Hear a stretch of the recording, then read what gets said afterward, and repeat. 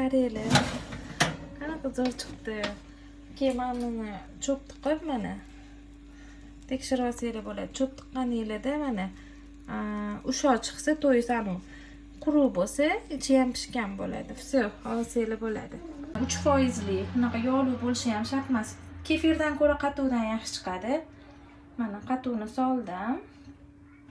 Endi 1 choy qoshiq soda bilan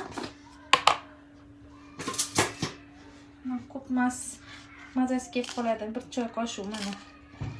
1 choy qoshiq soda soldim. Achitib olamiz qatuvni yaxshilab. Mana shu pelani o'ziga yuvib ham o'tirmadim. Shakar soldim mana. Shakar solib endi sidirib olamiz. Aytmoqchi bo'lganim shu bitta pelani o'zida hammasini solasizlar-da. 3 tuxumni chaqdik. Endi yana aralashtiramiz. Mana shu pelani o'ziga yog' solamiz. Qatuv bilan bir xil. Mana qatuv qancha bo'lsa, yog' ham o'shancha bo'lishi kerak.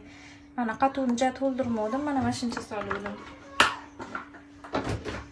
Mana yog'. Mana hammasini soldim. Kam xarj, anaqa sari yog', qaymoqda kerak bo'lmaydi. Oddiy rastительный masla. Mana shu massaga 9 qoshiq un bo'lish kerak. Katta qoshiqda bortiki bilan 9 qoshiq. Yana aralashtiramiz yaxshilab, komochkasi qolmaguncha. Ortiqcha un solganim yo'q, o'sha 9 qoshiq.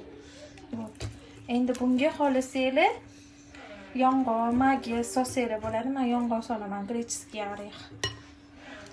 Maydalab olish kerak yong'oq. Bu pishganda formali unaqa qoliplar bo'lmaganda, skоворodkani o'ziga pergamen solib pishirganman. Oyijonim o'zi shunaqa pishirgan ekanlar-da, mana. Yaxshilab aralashtirib olamiz. Bir xil qilib hamma joyiga o'ziga qo'yiladi. Olovni baland pastligini ham ko'rdinglar.